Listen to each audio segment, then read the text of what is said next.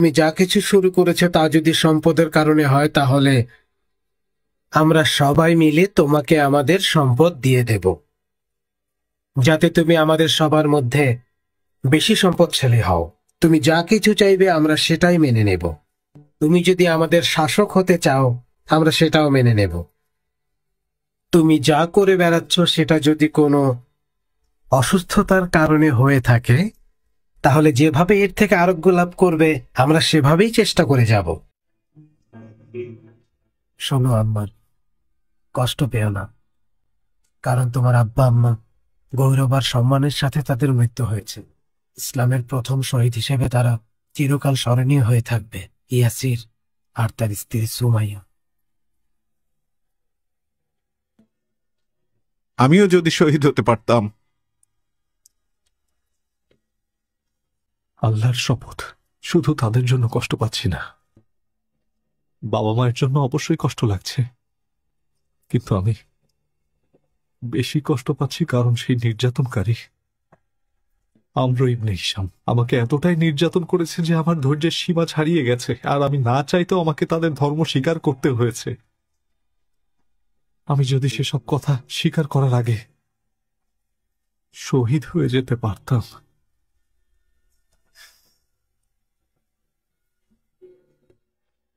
তোমার জায়গায় হলে আমিও তাই করতাম। অনুশোচনা করো না আম্মার, আমি দেখেছি তুমি রাসূল সাল্লাল্লাহু আলাইহি ওয়াসাল্লামের সামনে কিভাবে কাঁদছিলে। সাল্লাল্লাহু আলাইহি ওয়াসাল্লাম তোমাকে জিজ্ঞেস করলো কিভাবে আপনি মনে এত শক্তি পেলেন, তখন তুমি উত্তর দিয়েছিলে, আল্লাহ ও তার রাসূলকে ভালোবেসে, ইসলামের উপর দৃঢ় ঈমান এনে। আল্লাহর শপথ, আমি এমন কাজ করতে চাই যা কাফেররা ঘৃণা করে। তুমি কি করার কথা ভাবছো আব্দুল্লাহ? এতদিন লুকিয়ে সালাত আদায় করতাম আর কোরআন তেলাওয়াত করতাম, কিন্তু এখন আমি কাবার সামনে যাব আর জনসম্মুখে কোরআন তেলাওয়াত করব। চলো আমরাও যাব।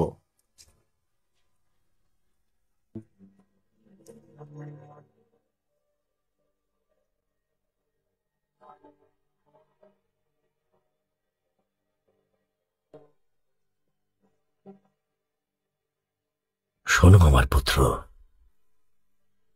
তোমার ধর্মীয় আহ্বানের বিষয়ে তোমার অনুসারীরা আমাকে সব কথা খুলে বলেছে।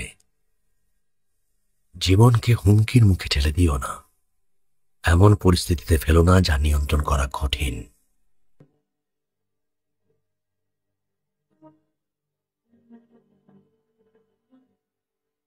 শুনুন আব্বাজান, নবী করিম সাল্লাল্লাহু আলাইহি ওয়াসাল্লাম বলেছেন যে তারা যদি আমার ডান হাতে সূর্য এনে দেয় আর আমার বাম হাতে যদি পূর্ণ চন্দ্রকেও এনে দেয়, তবু আমি শাশ্বত এই ধর্ম থেকে এক মুহূর্তের জন্য বিচ্যুত হব না।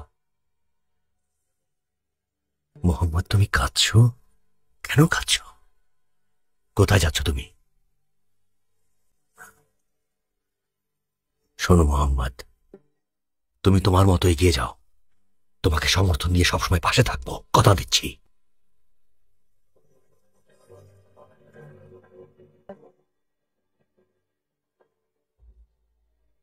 আল্লাহ আপনার উপর রহম করুন, আপনার উপর রহম করুন। তোমাদের কি হয়েছে কুরাইশদের গণ্যমান্য ব্যক্তিগণ? তোমরা কি হাসিম গোত্রকে ভয় পেয়েই আবু তালিবের সাথে এত ভালো ব্যবহার করছো? না আবুল হাকাম, না, আমরা নিজেদের মানুষের জীবনের ঝুঁকি নিতে চাই না। মোহাম্মদ হাসিম গোত্র কখনোই তোমাদের হাতে তুলে দেবে না, যদি তাদের সবার প্রাণ যায় তবুও দেবে না।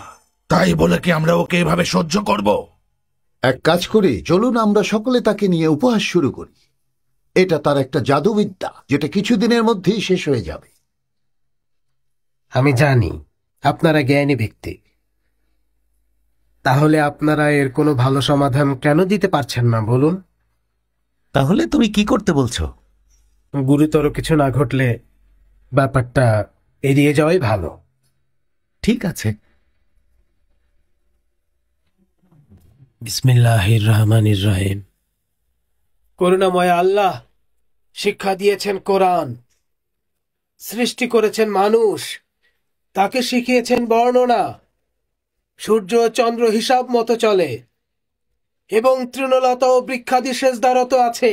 তিনি আকাশকে সমুন্নত করেছেন এবং স্থাপন করেছেন তুলাদণ্ড, যাতে তোমরা সীমা লঙ্ঘন না করো তুলাদণ্ডে।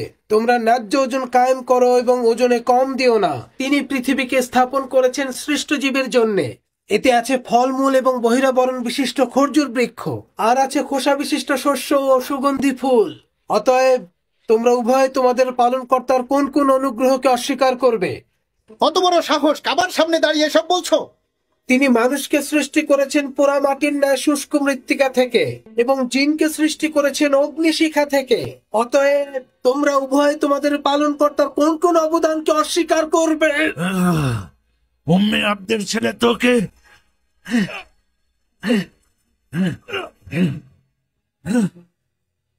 মেরে ফেলবো। তিনি দুই উদয়াচল ও দুই অস্তাচলের মালিক। অতএব তোমরা উভয় তোমাদের পালনকর্তার কোন কোন অবদানকে অস্বীকার করবে? এত বড় সাহস, তুই আমাদের উপহাস করছিস?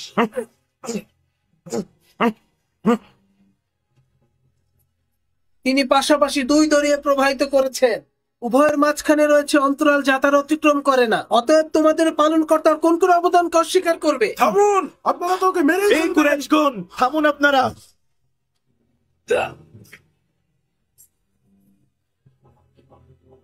উঠুন। আপনারা কি পাগল হয়ে গেছেন? ও এখানে এসেছে যাওয়া পছন্দ করি শুধু সেটাই শোনাতে। ও একটা অপদার্থ, এত সাহস ভালো না। আল্লাহর শপথ, আমি প্রতিদিন আপনাদের কোরআন পড়ে শোনাবো। রোজ বাইতুল হারেমেই এখন থেকে কোরআন পড়বো আমি। কি সুন্দর তাদের কোরআনের আয়াতগুলো। আমার কাছেও বেশ চমৎকার লেগেছে। যদি এই কাজ আবার কখনো করিস তাহলে মেরেই ফেলবো। যেভাবে ইয়াসিরের পরিবারকে মেরেছেন, তাহলে আবার এই কাজ করব। আল্লাহ আর তার রাসূলের জন্য মৃত্যুবরণ করা তো সম্মানের। আমি তোকে গলা টিপে একদম শেষ করে দিব। তার আগেই আমি আপনাকে শেষ করে আপনি ফেলবো। লোকের একটা আচরণ তাকে দিতে পারবেন না। তুমি আর তোমার বন্ধুরা সবাই কুরাইশের কলঙ্ক। আল্লাহর শপথ, আমরা সত্য ধর্মের সাথে আছি। আল্লাহর রহমত আর বরকত আমাদের উপর আছে। আশহাদু আল্লা ইলাহা ইল্লাল্লাহ।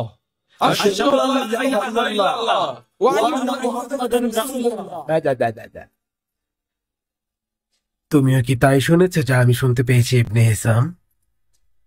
আমিও তাই শুনেছি উদ্বা, তাই শুনেছি। আমাদের লোকেরা ভাবছে মুহাম্মাদের অনুসারীদের নির্যাতন করে তাদের মন পরিবর্তন করবে, কিন্তু এত সব করেও তাদের বিশ্বাস একটুও নড়বড়ে হচ্ছে না। দেখতে পাচ্ছ না তারা আমাদেরকে রাগিয়ে তাদের উদ্দেশ্য হাসিল করে নিচ্ছে? ব্যাপারটা আশ্চর্যজনক। এটা এমন ধর্ম যার জন্য তারা নিজেদের জীবন দিতেও প্রস্তুত। আপনার কি পরামর্শ উদ্বা? মনে রাখবেন, আবুল হাকামের আসল উদ্দেশ্য পুরো হাসিমের গোত্রকে নিশ্চিহ্ন করে দেয়া। আমার মতে তাদের প্রতি নির্যাতন বন্ধ করা উচিত, আর মুহাম্মদ এবং আবু তালিবের সাথে আলোচনায় বসা দরকার। দেখুন, মোহাম্মদ কাবা ঘরে প্রবেশ করছে। আমি তাহলে তার সাথে কথা বলে সমাধানের চেষ্টা করি। হে কুরাইশের জনগণ, আমি মুহাম্মাদের সাথে কথা বলতে যাচ্ছি।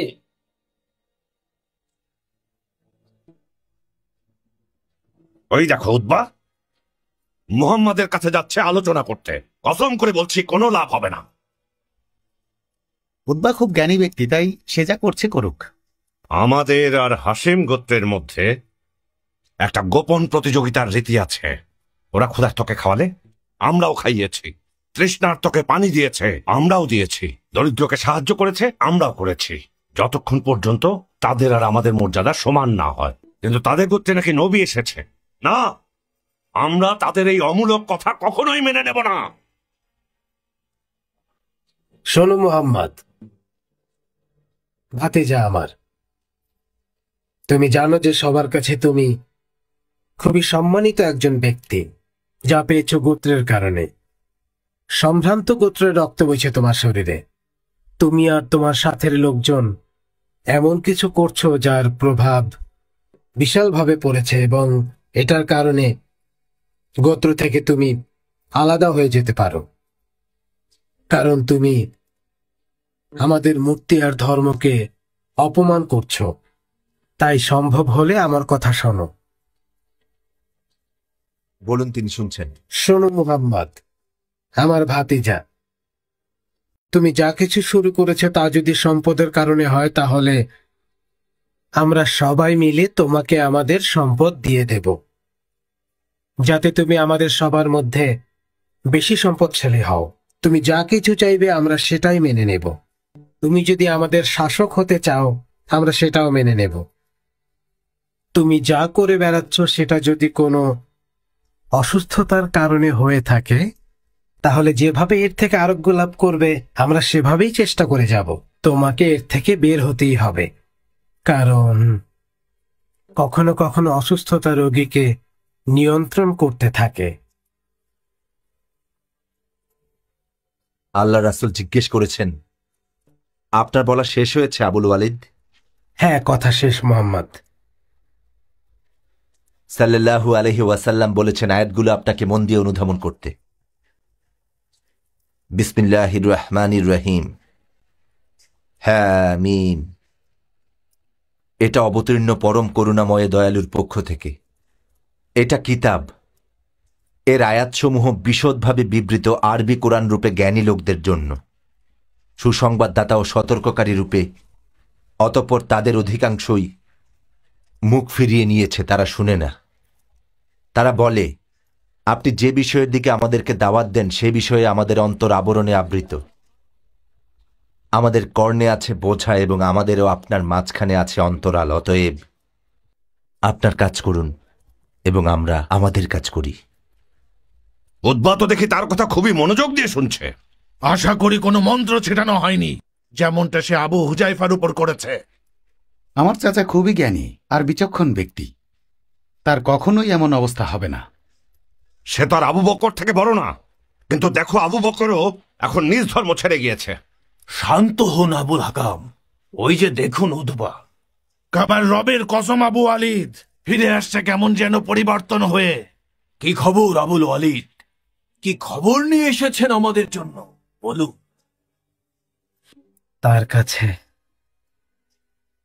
এমন কিছু শুনেছি যা জীবনে কখনো শুনিনি। এটা না জাদুবিদ্যা, না কোনো কবিতা, না কোনো ভাগ্য বর্ণনা। হে কুরাইশ গোত্র,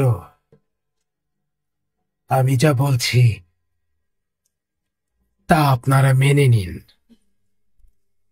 তাকে একদম তার মতো থাকতে দিন।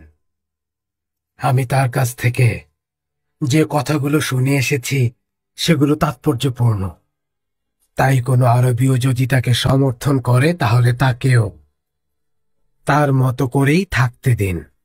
আর আপনারা যদি কেউ তাকে অনুসরণ করতে চান তাহলে তার মহিমায় আপনারাও আলোকিত করবেন নিজেদেরকে, আর আপনারা হবেন পৃথিবীর সুখী মানুষ।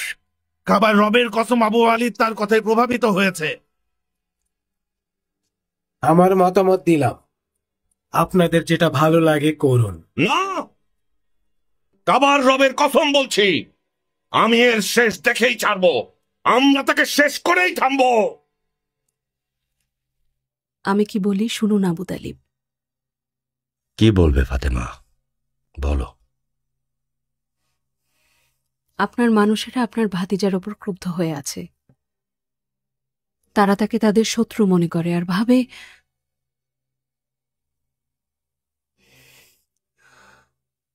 তার জন্য না জানি কুরাইশের নেতৃত্ব তারা হারিয়ে ফেলে।